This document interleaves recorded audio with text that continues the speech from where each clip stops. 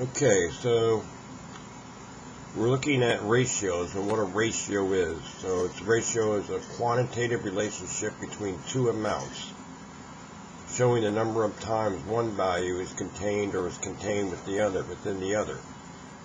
We use ratios to make comparisons between two or more things.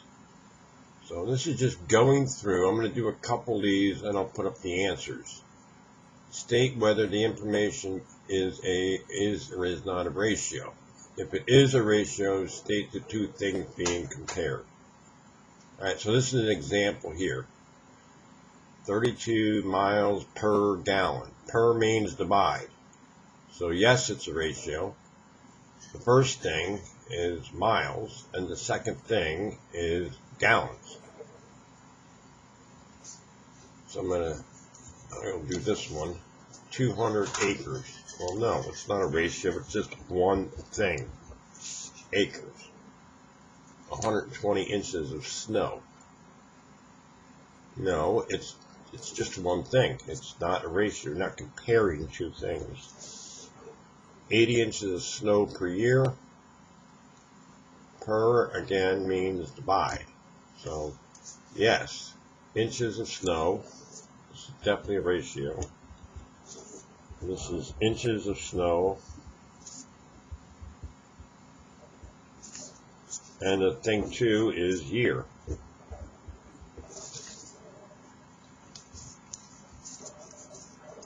So I'll pause this, and I'll do those, and when I come back, you might want to pause it and do these, and then check your answer.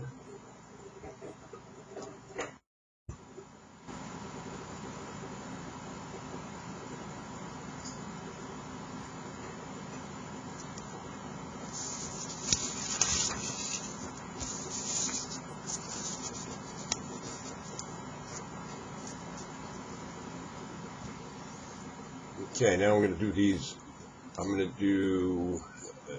I'll do this one and this one. I'll give me a hint on this one. So this is just solve the following proportions. That means that you're trying to find the number x so that 5, 6 is equal to 14 over some number. Proportion means two equivalent ratios.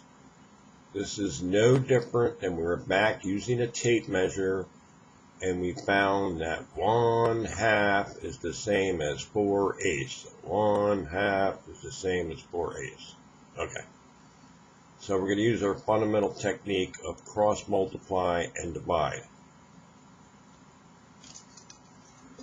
So cross multiply, you get 5 times x equals 6 times 14. You can multiply those together. You got calculators now, right? And finally divide by 5. Divide by 5, you get x equals, right? And it's going to be, get out your calculator, right?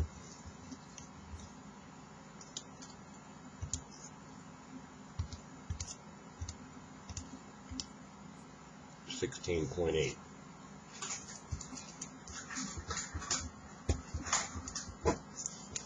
That's how you solve cross multiply and divide.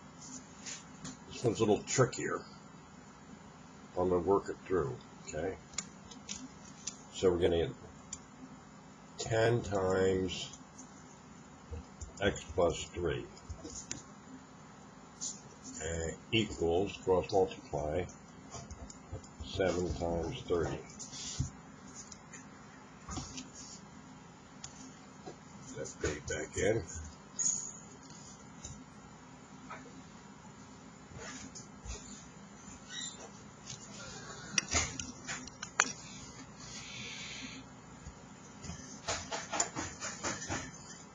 So now I'm going to use the distributive property here. Remember the distributive property. And it's going to be 10x plus 30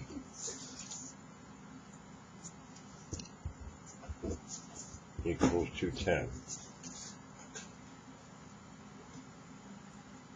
Now hopefully you recall the two-step problem is solved this way. Subtract 30 from both sides.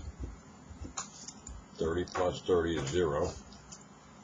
You get 10x equals 180. Divide both sides by 10. You get x equals 18. Now why don't you put this on pause and try to do these two. I will do them and then turn the camera back on.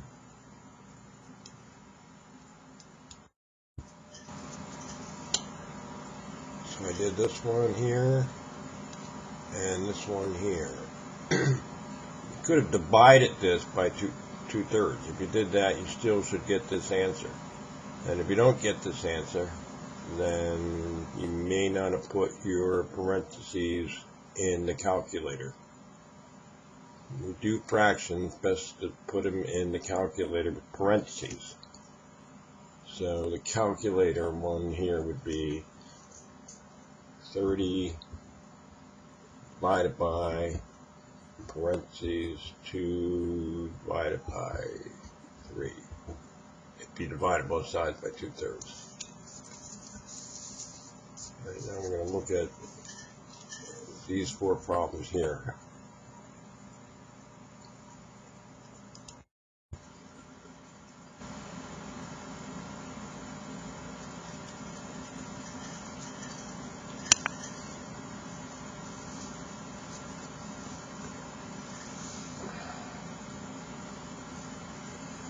Okay, we're going to say circle the following pairs of ratios that are equivalent. I'm going to start with this one. I'm going to do this one.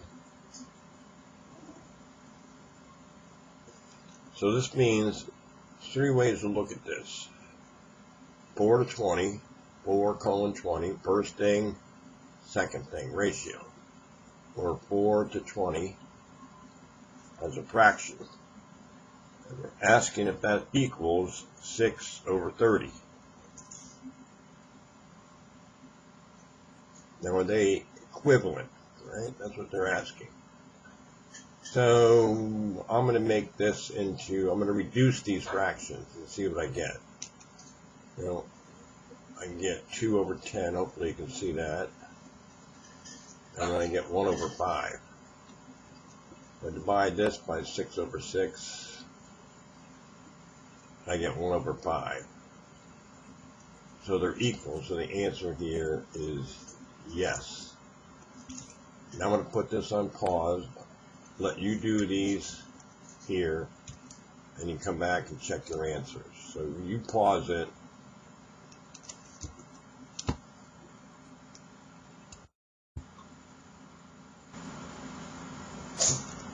And so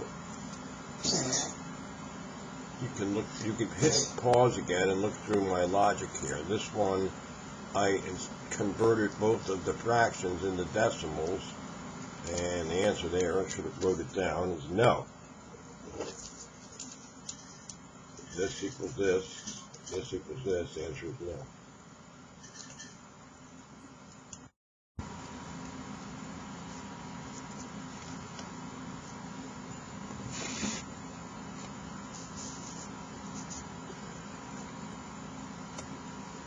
So there's problems 4 and 5. Notice that, well, I put dollars per ounce. I found out how many dollars it costs per ounce, dollars per ounce, how many dollars it costs per ounce.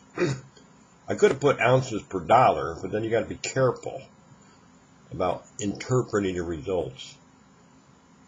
The second one is just a scale drawing. It's proportional.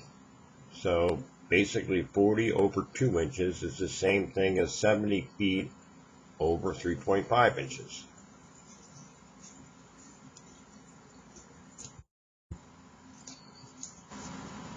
You might want to try these on your own, you know, hit pause and try them, 6 and 7.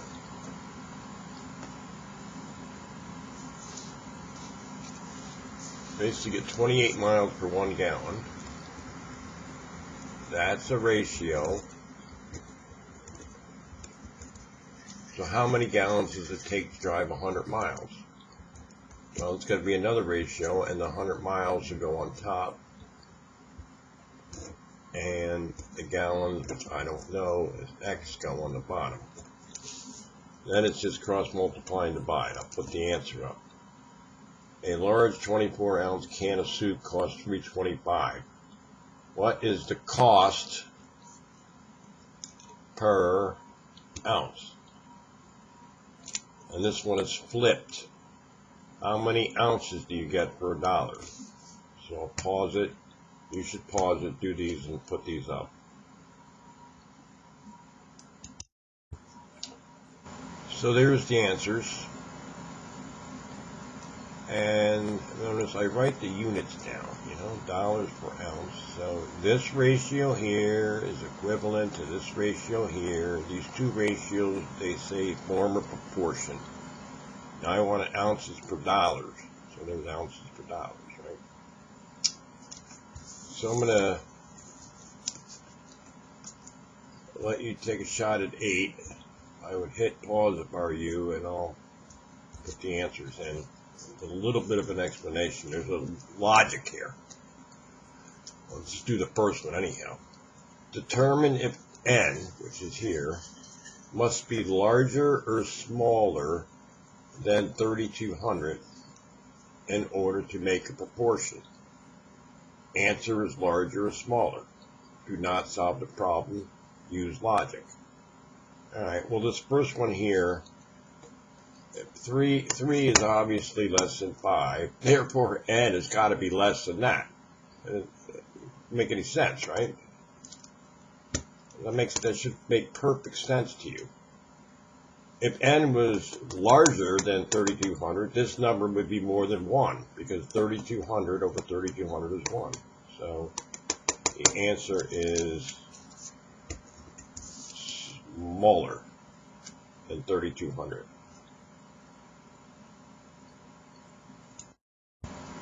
So there's the answer. I'll just go over one like this one here. 3 over 8. So this has to be equal to 3 over 8. Well, this is going to have to be a lot larger than 3200. If it was smaller than 3200, again, it would be more than 1. This is certainly not equal to 1. It's less than 1.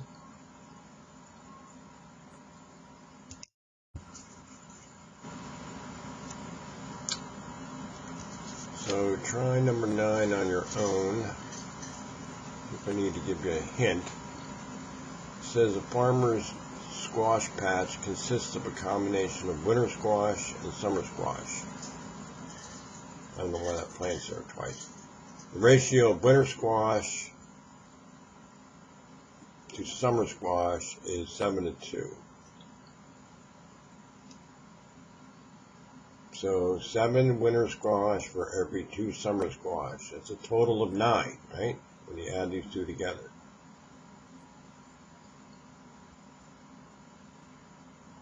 So I'll just put this one in here. If I double the number of winter squash, I'm going to double the number of summer squash. If I triple, so I'm going to do this. I'm going to find 3 equivalent ratios from above of winter squash to total squash, right? So these all go together. This is number 9.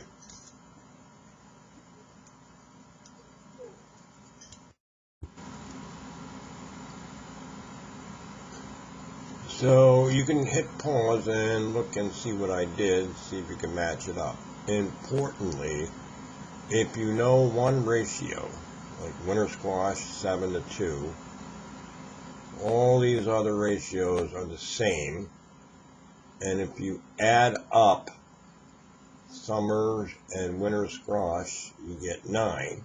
If you add up here, you get 18. But the ratio then, and this is total, of winter squash to total, all these ratios are the same, so you can use any one of them. Now you went from a part to part, winter squash to summer squash, to a part to total.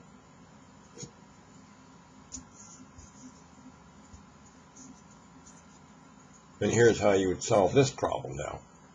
determine how many summer squash there are and how many winter squash if you planted a total of 2250 plants. So there's the 2250. I'm using winter squash. I could have used this ratio to find summer squash. I could have used this ratio to find winter squash. I could have used this ratio. I could have used this ratio. This one is just easier to work with, but you can see they're all the same, so I'm going to get the same answer. And there's the answer, and see if you got that. And now obviously to find the summer squash, you just take 2250 and subtract the winter squash, and you get summer squash. So those are the last two problems. When you try them, hit pause, and after you hit pause, I'll put in the answers.